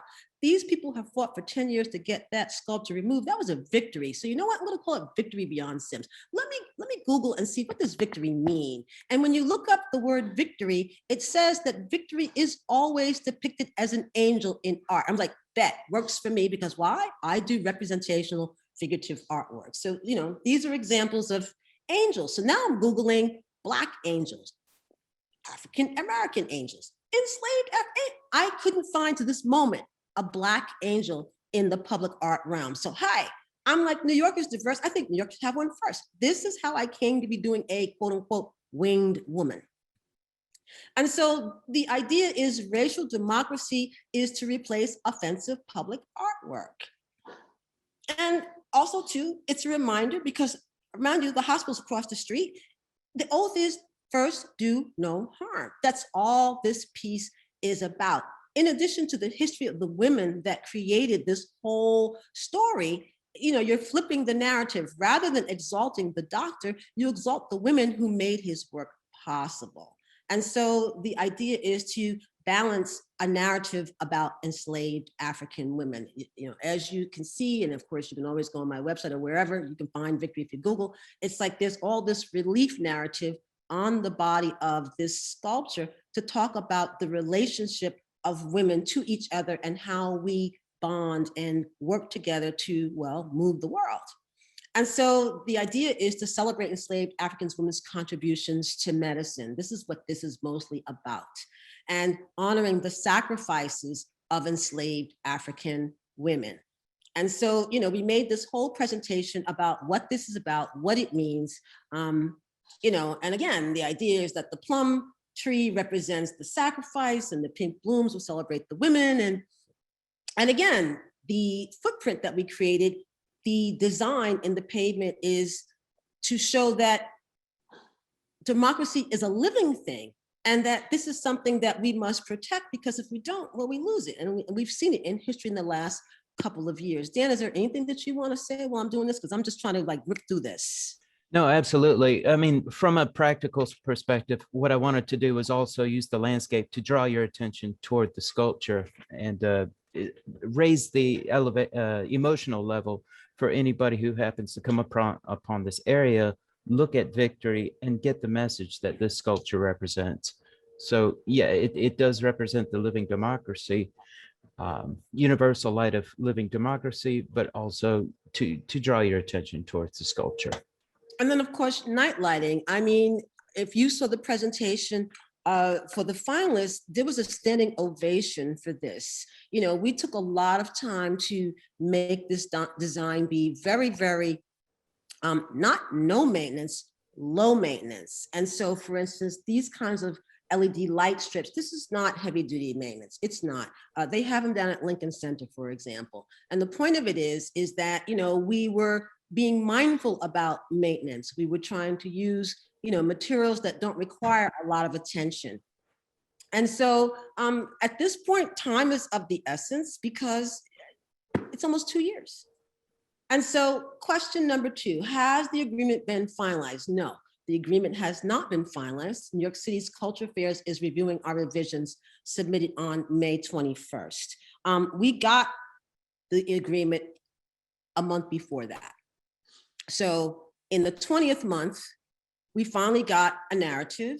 And the question next is, as we know, the city allocated $1 million to fund and finance this project. Please also share where you are in the process regarding funding. So according to the agreement draft submitted to me by the City of New York, Percent for Art, this is straight out the agreement, quote, the New York City Economic Development Corporation, NYCEDC, a corporation formed pursuant to the not-for-profit corporation law of the state of New York, has entered into a contract with the construction manager, whereby the construction manager shall perform certain consulting services in connection with the installation of the artwork. And the sum that they assign that corporation is $225,000, which is a little bit of a surprise to me because nobody told me about the construction manager.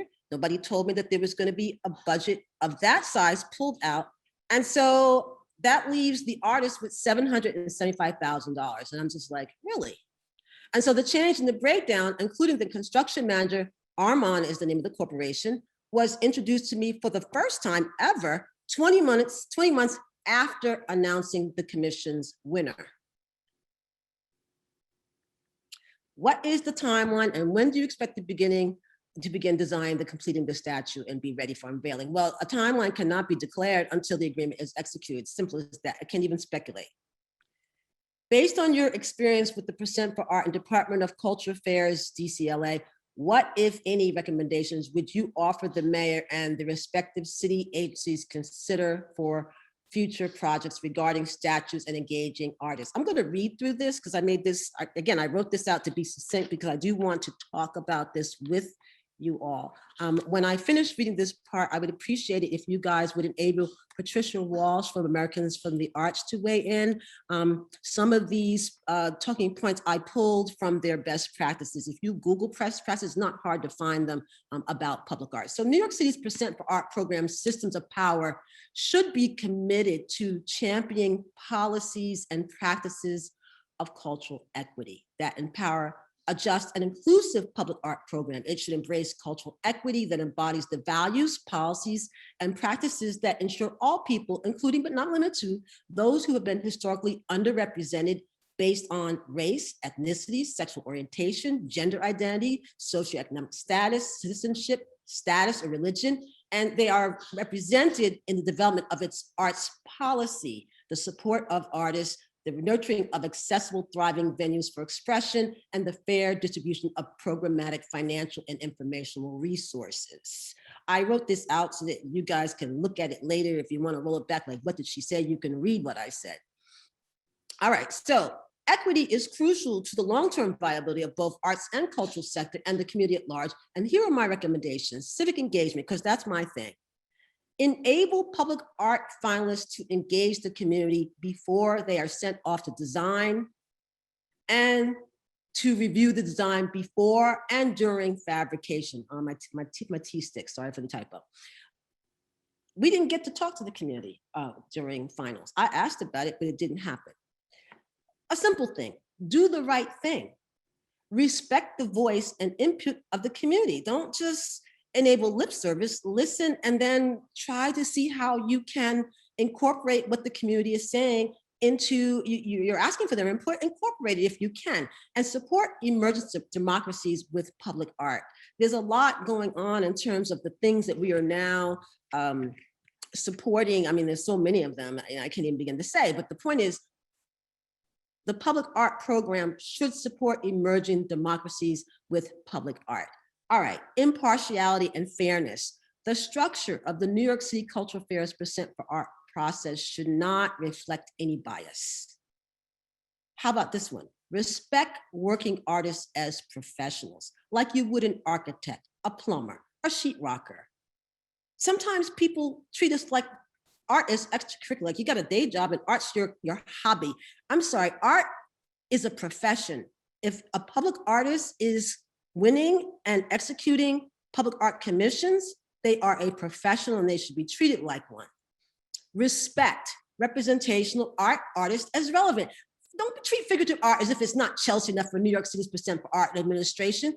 This administration has an affection for curatorial art, abstract art, conceptual art. They think that representational art is, well, they act as if it doesn't have the value that they feel for these other kinds of art. And their disdain is obvious. There's been so many community forums on this. I'm not even going to spend any time talking about. Deploy diverse selection committee members. Arts professionals should be involved in the artist selection process. Democracy must be at the root of the voting process. Administrators and consultants should not receive money from artists being awarded a project without complete transparency. If substantial design or contracted artwork or an entirely new proposal is requested due to no fault of the artist should be compensated. I want to start right there because last year I had a preliminary conversation with the Cultural Affairs Percent for Art director. Then I had another one with the design committee. They made it very plain that they don't like this design. They actually asked me, how would I feel if I only had the sculpture? Like, throw everything else out. And I'm like, what do you mean? I'm like, it's a concept. You can't throw everything else out. But again, they're making room for a contract manager. Where's that money coming from? And the question is, why is it coming out of my budget if it wasn't brought to the attention at the front? Which brings me to transparency. Artists would appreciate, I'm not talking about myself, I'm talking about artists in general, because I called a bunch of people to weigh in this. Artists would appreciate New York City's Cultural Affairs Percent for Art Programs Administration offering guidelines to inform finalists and winning about their process. We didn't receive any guidelines. I kept asking, do you have them? Where can I find them? Could you have a link? This went on for quite some time, and I mean like a year. And to this moment, I still don't have guidelines. It's helpful because it tells you where the lines are. It tells you what the parameters are. It tells you what the limitations are. It tells you a lot. But to not be told what the guidelines are, and then you just change the rules in the middle, that's not transparency. Prohibit administrators from making decisions for the Percent for Art program in secrecy. Administrators should clearly represent the scope and budget of project and call for arts and communications. Respond immediately, 24 to 36 hours to finalists, commission arts inquiries. That's Robert's rules. Administrators should ensure a legal and fair process for developing projects and selecting artists. Special interest groups should not be allowed to take hold of the process. Stipulate in the RFQ who has the final call on the winner of the commission. To avoid actual conflict or the appearance of impropriety, real or perceived conflicts of interest should be disclosed, and impacted decision makers should abstain from involvement in the process. All Percent for Art program projects that have construction managers should have a written agreement that includes a clear articulation of their scope of work, budget, and schedule. All Percent for Art program projects should have funding management policies in place and notify the finalists and winning artists of these policies. Okay, model through action. Acknowledge and dismantle any inequities within the Cultural Affairs Percent for Art program policy, system, programs, and services, and report organizational progress. Compliance and accountability. Create a mechanism for compliance or enforcement of accountability. There must be accountability. There's not going to be any healing. You're not going to fix your problem. And the Percent for Art program is problematic. Everyone must be accountable because acknowledging and challenging art inequities and working in partnership is how we will make change happen. Expediency. Set a reasonable timeline to execute agreements and adhere to it. 22 months. Imagine you got a job. Your old job's ended. You got a job. And for 22 months, nobody's telling you when or how you're going to start. Just think about that. Pursue the needed systemic change related to equity, commit time and resources to expand more diverse leadership and administrative support personnel. The problem also is that the Cultural Affairs Department is understaffed. What is it, 2-3 people? That's not enough people for the size of the city of New York. They need personnel because, in all honesty, I understand they can't do it all if they've got God knows how many projects going on and not enough people to be able to do simple things like return a phone call or answer an email. Mayor Bill de Blasio recently committed $25 million to support. By the way, Patricia Walsh, are you there? Is there anything you want to say to add about best practice before I answer this next question? Vinnie, yeah, I prepared a few remarks if you would like me to. Please do, go back then. Go ahead. Absolutely. Hold on, let me go back to the question. Here's the question. We're talking about best practices. Please, ladies and gentlemen, this is Patricia Walsh. Last year, I was selected as the George and Darlene Perez the inaugural George and Darlene Perez Prize for Civic Engagement. There was a very nice prize that went with that. And I've been working with Patricia and her staff on all kinds of civic engagement activities over the year. And I asked her to please join us because these are the folks from whom I pulled a lot of my information from. There is a such thing as best practices. Patricia, please kindly inform these folks. Yeah, absolutely. Thank you to the New York Academy of Medicine, PADMORE and MARINA for the time, and Vinnie Bagwell for the invitation. I know there's a lot to get through, and I know there's some specific things that we want to talk about, so I'll get to it as quickly as possible.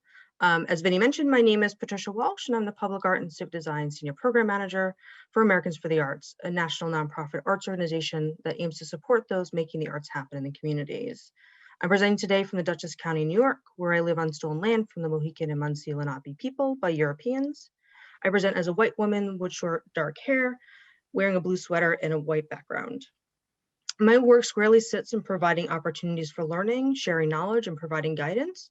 We're able to support the implementation of arts in communities, such as public art projects. In the past, Americans for the Arts has rarely commented on local projects, such as this. However, in support of Vinnie and in acknowledgement of the national conversations around similar issues that I've been hearing, I'm proud to provide some insight into the changes needed for equitable public art processes. As Vinnie mentioned, she's the inaugural recipient of the Americans for the Arts George and Darlene Perez Prize in Public Art and Civic Design, where Vinnie received $30,000 in award monies to support her and her work and engage in national dialogue on the intersection of arts and the built environment.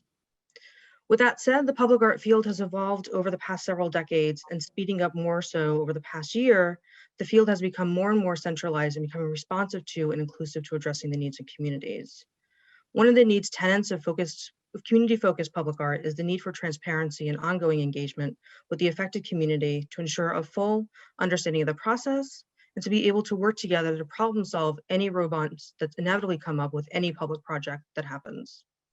Transparency is a process, breaks down barriers between those who hold resources and those who need them, empower communities by understanding what is happening in their public spaces and why it is happening, and is an antithesis to white supremacy culture that plagues the white arts and cultures field. Public art across the country is also becoming a way to gain reparations and address racial inequities that have deeply affected Black and African American populations, among other identified as minority and underserved communities. This is happening through the removal of Confederate and other contested monuments like the Marion Sims piece, the growing interest in public and private agencies to hire and highlight artists of color, and as public art programs perform demographic reviews of their collections to understand if the artist represented in their collection fully represents the demographics of their community. I would also like to acknowledge, as Vinnie already has been written fully about the woefully understaffed New York City department that oversees the public art program.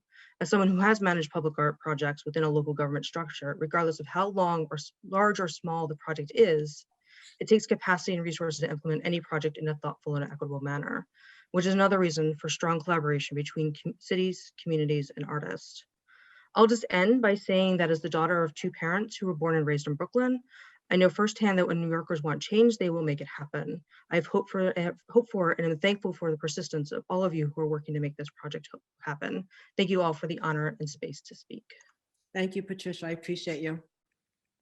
All right, and so the last question is, Mayor Bill de Blasio recently committed $25 million to support public artworks. Many community folk and organizations see this as an opportunity to healing in the wake of pandemic and Black Lives Matter. What are your thoughts? Oh my goodness. Knowledge is the prime need of the hour.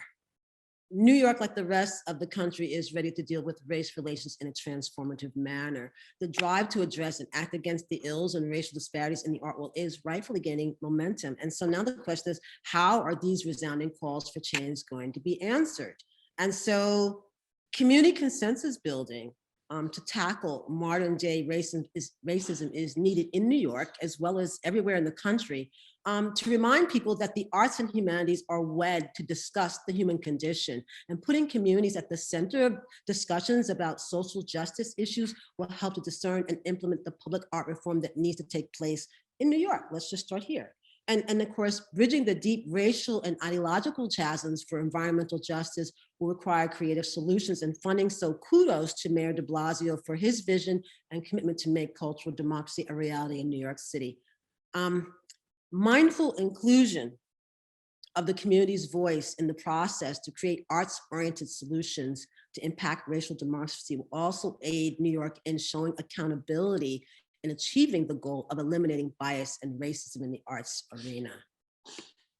What other projects are you currently engaged in, and is there a website you'd like to share? Yes, presently I'm commissioned by the city of Norfolk to do Richard A. Tucker. Richard A. Tucker was the first African-American principal in the city of Norfolk. The city of Boise has me doing Irma Hayman for Hayman House. And recently the village of Irvington, New York, yesterday is a monument to honor the enslaved Africans that helped build the foundation of the village of Irvington. The town of Montgomery, again, I'm doing the Sacred Place of My Ancestors, which is at the moment the second largest burial ground in New York State. You're talking about 86 youth, these are young people that are buried on the side of a road, and they've known that they were there for quite some time, and they've decided that they want to make it be a destination that people need to know that these people are there, and to be able to honor them, and to be able to create a beautiful space that respects them and restores their humanity. Is there a website? Hi, you can always find me at VinnieBagwell.com. There is a contact sheet on VinnieBagwell.com. It comes into my email. When people write me on there, I write them back. The Enslaved Africans Raingarden.org is the website for the Urban Heritage Sculpture Garden that I'm going to be completing this fall. There are 5 life-size bronzes that go in that garden, which will be approximately an acre large on the Hudson River in Yonkers, just over by the train station. If you want to preview them, the sculptures are actually in the Yonkers Riverfront Library. Jump on the train, get off, walk across the street, see them, get back on the train, go back to New York City. And then of course, if you go to YouTube and search me, you can find a plethora of videos about all kinds of stuff that I've been doing, and that's a fun place. So thank you. I appreciate your time, and I'm open to additional questions. Well, thank you, Vinnie, for that very thorough presentation. I also want to thank Dan and Patricia for taking the time to speak with us as well. Again, participants, if you have any questions for Vinnie, now's the time to go ahead and drop them in the chat. And Vinnie, while we wait for folks to populate the chat, I just have some follow-up questions. I wanted to start by asking you, I really appreciate your commitment to civic engagement, racial equity, and Black reparations. You're the perfect person for this commission. And you talk a lot about using bas-relief in your work. And specifically, we wanted to know, can you tell us more about the women that you chose in the skirt of the sculpture? How did you select the faces? Because they're all so detailed. Okay, so first of all, we don't have any real photographs of these women. So that kind of leaves it to my imagination. We only know the names of 3 women. There were 12. So hold on, can I get back to sharing for a second just so I can show you the sculpture? Hold on one second. Hold on, let me go back. Oh, be nice. Oh, hold on. There she is. Okay, so down on the front, you've got Anaka, Lucy, you've got the women that we know in the foreground. And then behind them, all the way in the background, there are like a silhouette of women. There are like 6 women that are a silhouette because, again, they're anonymous, but it doesn't mean they shouldn't be counted. And then around the 3 that we do know, there are another 3. So there's like a foreground, a middle ground, and background. The idea was to make a 360-degree presentation. So when you look at this piece from the front, you see 12 women. If you walk around the back, you see 12 more women. And again, it occurred to me, it's like, well, is that going to be confusing? It's like, no, not necessarily, because we only know about 12. Doesn't mean that there weren't more.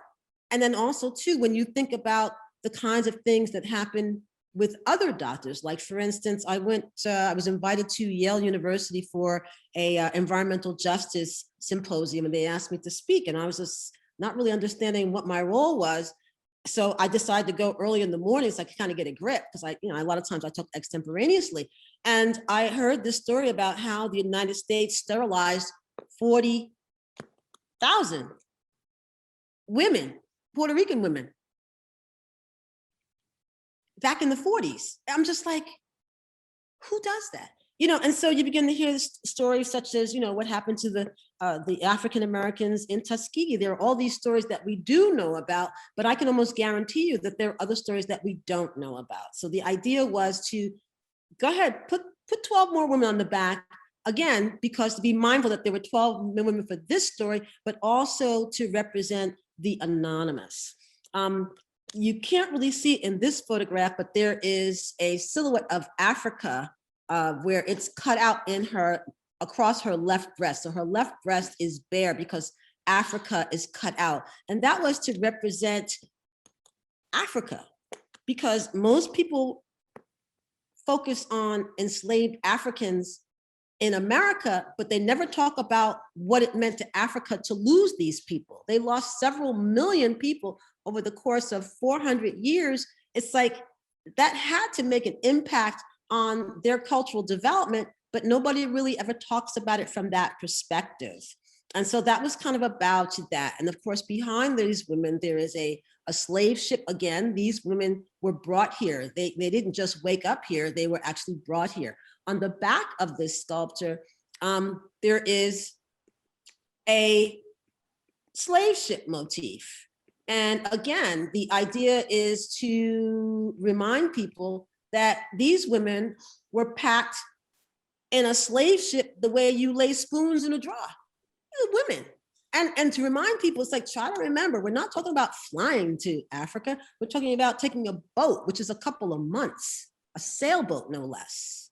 And so, then of course, she's holding a staff. The staff represents, well, you've got the staff of Asclepius, which is the medical symbol. And then you've got the reef, which represents eternity. And then the fire was to represent enlightenment. It was, people were like, what does the fire mean? It's like, when you have darkness and you bring light to anything, a subject, it's like, now you know. 1 minute you don't know, now you know.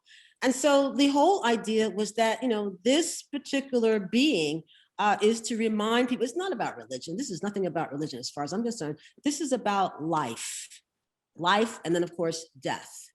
And, the idea is, if you look into victories, if you believe in angels at all, victories are the angels that receive you from your guardian angel and take you back to the light where you came from, wherever that is on the other side, if indeed you believe in reincarnation. When I looked into it, because I was sensitive, I says, what do people think that I'm talking about Jesus and stuff? It's like, I'm not talking about Christianity, not at all. It's like, but then I realized it's like 95% of the world's population believes in a deity of some kind. And many of those people believe in some concept of reincarnation. But still, that's not my focus. I'm trying to figure out a way to put this story into a context which people can grasp. New York is a very diverse destination. People come here from all over the world. I'm mindful of the fact that a lot of people come here, they don't speak English. They're not Black. They're not American. And so the idea was to try to create something that anyone could understand.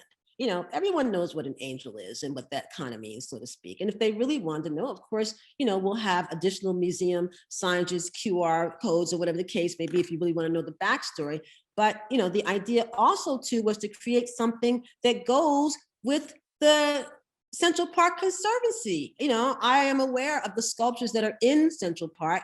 And the idea was to make something that looks like it goes, So when I called Dan the first time, I was like, there's a hole in that wall. I want something that matches the Conservancy Gardens fence, but give me something feminine. Give me something that people will understand that, there's only a couple blocks up, there's the gardens. So the gardens could be down at this end. As a matter of fact, the gardens is down at this end. Let's just pretend like this is a defunct entrance. You can't get through this gate, but you can still see into the garden. So let's put beautiful flowers behind it. So there's something, pretty to kind of frame her. But again, the idea was to make this look like some alternative universe where, there was some balance in the narrative and that this has been here all the time. Well, for people who don't like representational art, they might say, oh, it's just a little bit too, well, traditional. You can say whatever you want. but there was a psychology behind it. And I think that if people could understand that, they might appreciate it more. You know, there's your gut reaction. I like it, I don't like it. But then sometimes when you know more behind, you know, what something means, it's like, oh, now I get it. Okay, that makes sense. And then you change your perspective about it.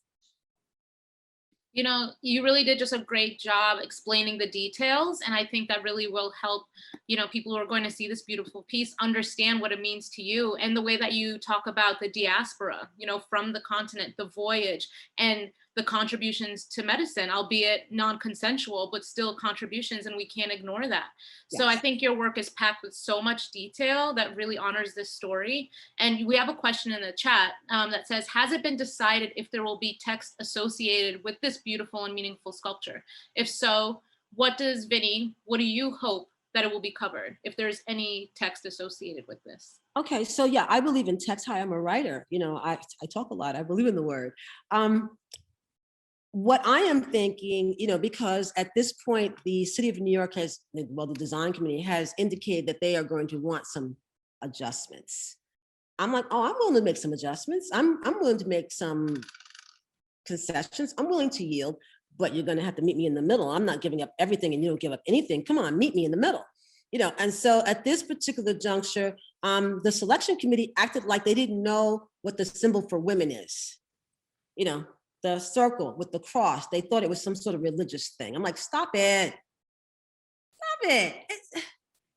Okay, so maybe some people don't know that the circle with the cross is women, the circle with the arrow is men. So they're making me get rid of that. I'm like, okay, I can throw that out. Not a problem, not married to that. I thought it was kind of cool. They says, oh, it's too busy. Okay, I'm open to criticism. You know, but the idea is that, okay, if I'm going to remove that motif, that gives me a big blank space to write something.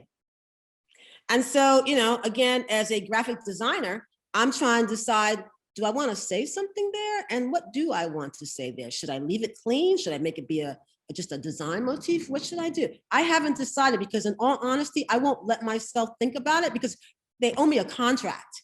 I shouldn't be having to think one iota about this until I have a contract. So I haven't really thought deeply about what I want to do. You know, Dan's chomping at the bit. You think we should do that? I'm like, Dan, relax. I know you got other work to do. When we have a contract, we can sit down and talk about what the alternatives are. You know, we've already talked about the trade-offs and the things that we're willing to discard, but, you know, we haven't talked about how to strengthen it. If we discard those things, how can we strengthen what's left? And words would be the way to do it. The question is, what are the most important words to say? In all honesty, I can't wait to sit down with the community intimately to say, what do you all want me to do? You know, I mean, we're all looking ask that question. If you have an idea, you can email me, or, you know, inbox me, or hell, you can find my phone number, call me and tell me, so what are you thinking? Because I'm going to want to talk about it, because some things resonate with me. And, you know, sometimes, you know, people like, oh, you know, you weren't listening to me. No, I heard you. It just didn't resonate, so I didn't do what you said. But if you say something that makes really good sense to me, that I think is powerful, it's like, you can walk around and be like, I told her to do that. I told her to write that. Come on, I'm open to participation.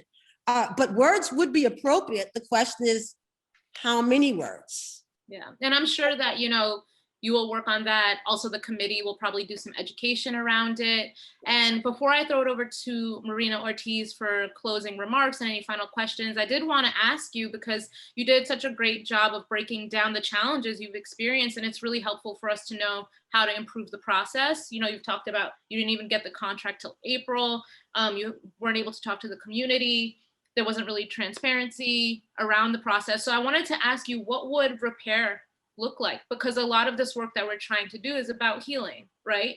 So what would repair look like to you, and how would the timeline move forward ideally for you? Explain the word repair. What do you mean by repair? Like, so thinking about conflict, right? So this has been challenging, right, with the Department of Cultural Affairs, and you outlined the challenges you experienced. So what would feel like you feel listened to and heard and have the clarity you need? And what would that timeline look like for you? Okay, so it begins with the agreements. All right, we submitted, my attorney, Chuck Lesnick, Esquire, was the city council president for Yonkers. He also was corporate counsel for Mario Cuomo when he was governor. His father, Irving Lesnick, is also my attorney. Irving taught law at Hofstra University for 27 years. He was valedictorian at Yale in 1954. These are very intelligent men. They read that contract. That contract was flawed deeply. So we went through it. It took us a while to go through it because the question is trying to find balance, because whenever they write contracts for me, their attitude is it should be balanced because the contract is meant to protect them. It's meant to protect me. If there's a problem, we should be able to find the solution in the contract. And so the problem with the contract that I received was that they were explicit about what they wanted me to do, but they didn't give me any definition for my contract. A construction manager, I was like, well, what are they doing for $225,000? What kind of services am I getting from them? Because it was very vague. So add to it, I don't need a construction manager. I have a 501c3. If you need an administrator, I just spent the last 12 years administrating federal money from the city of Yonkers to do the enslaved Africans rain garden. I know how to do that. It's not hard to do. Okay, and the fact that the numbers are bigger, it's like, yeah, there are bigger components, but the numbers are big. But I don't need a construction manager. I'm willing to bend and go along, but if you're gonna take the money, tell me what you're gonna do with my money.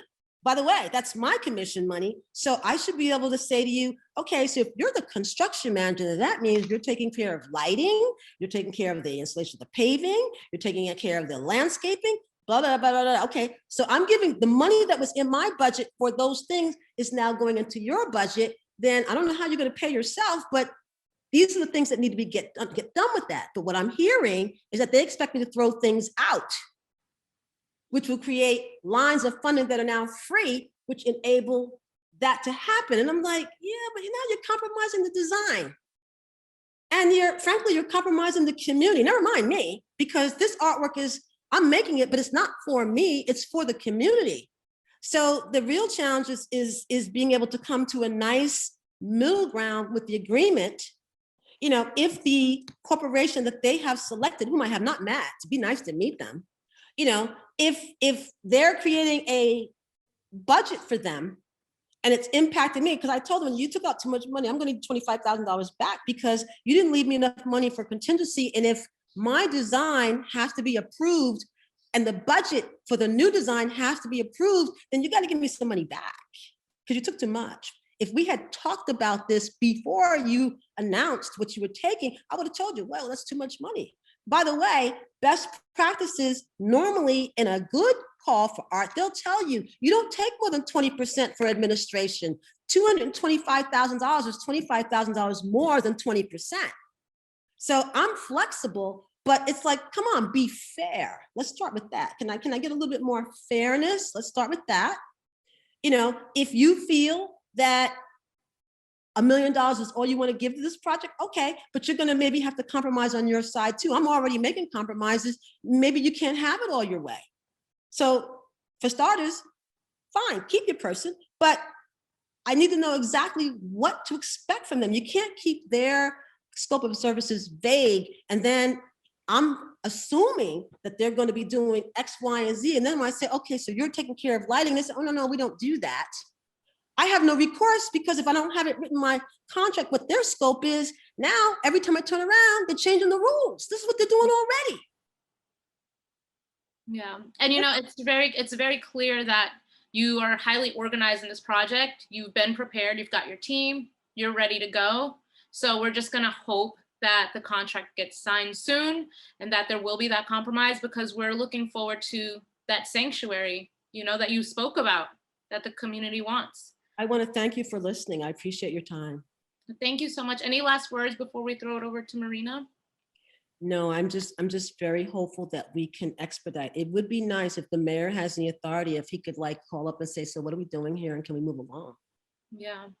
Well, Vinnie, we really want to see that. Everyone here on this committee, we just, you know, it can't come soon enough. And so thank you for your time and thank you for your team. We really appreciate you, and we're just going to keep working with you to move this project along as quickly as possible. So thank you very much. Thanks. Thanks. And then I'm now going to invite Marina Ortiz back for final remarks. Thank you, Laura Berth. Thank you, Harriet and Vinnie that this has been amazing. I think we've covered some of the questions in the chat, but the last one was, how can the community get the contract done? And I would say, call City Hall, call the Department of Cultural Affairs, call the New York City Parks Department, call the Percent for Art program, call the media. And, you know, just keep pressing it, because this is what we've been doing for over 10 years. And now, since the statue's been gone for 3 years, the artist has been stalled for 20 months. So this is unacceptable. So again, I want to thank Harriet Washington, Vinnie Bagwell, and all the panelists. It's been an incredible conversation. Of course, there's still so much more to be done. And as East Harlem Preservation has made clear from the beginning, it's imperative that the city stand firm in its commitment to honor and defend its Black and Brown residents in a more meaningful way with regards to not only public art, but also healthcare, housing, and more. Executive decisions have recently helped to turn this country around, so we expect that Mayor de Blasio will do the same for our community by fast-tracking Vinnie Bagwell's installation, as well as providing adequate funding for related programming in our public schools. Of course, the most important radical work always happens from the bottom up at the community level, so that's where you'll always find me.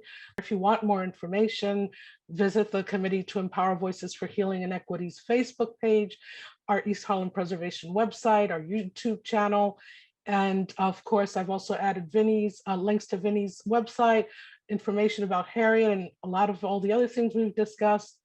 And I want to thank everyone once again. This is incredible, but we need to keep pushing.